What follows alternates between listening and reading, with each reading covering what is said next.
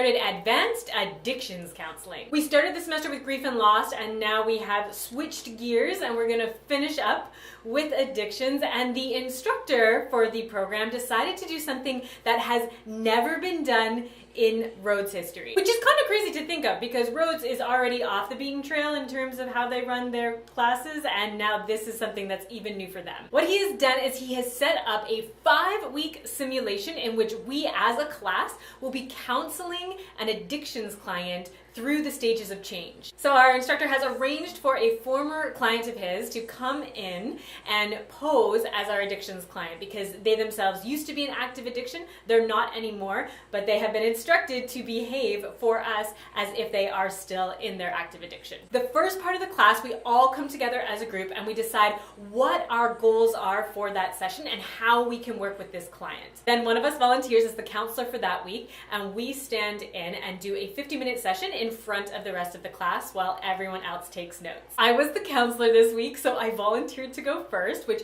was a little nerve-wracking, but I'm kind of happy I got it out of the way. And it went pretty well. The trickiest bit was just that the client didn't think that their addiction was a problem at all. This is where the stages of change come in. The Transtheoretical Model, which is also known as the stages of change model, was invented in the 1970s, and it was evolved while looking at smokers who managed to kick the habit on their own. The basic premise is that changes in behavior, specifically habitual behavior, occurs continuously and gradually through a cyclical process. The idea is that a person moves through 6 stages of change before they are able to adopt and cement a new behavior and kick an old habit. At each stage, there are different intervention strategies that a counselor can use that are proven to be most effective at helping that person move on to the next stage of change. So the goal for us as a class will be to take this addictions client from not wanting to change at all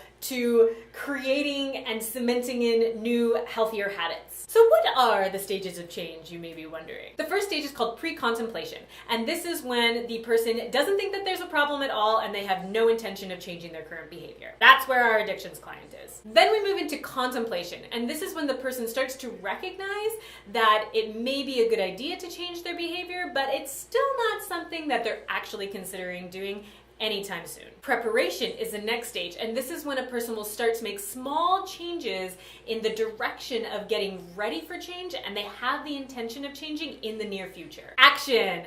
This is when the person actually takes the steps to make the change and they start trying to apply the plan that they have come up with during their preparation phase. Maintenance then comes after action has been taken for at least 6 months and the new behaviors are pretty firmly ingrained into them and they have no intention of reverting back to their old behavior and they want to continue forward on the path that they've started to develop. Finally is termination, and this is when the person has no desire to return to their old behavior and they do not think that relapse will ever be an issue. Now, some health programs actually don't include termination as a stage of change because they believe that it is incredibly difficult to maintain, so can be hard on people's self-esteem if they don't get there. Also, relapse is something that is always on the table because life circumstances are constantly changing and you never know what you're going to come up against that could throw you back into old habits, even if they haven't been your habits for decades. In fact, in some versions, relapse is actually created as a stage of change and inserted into the model,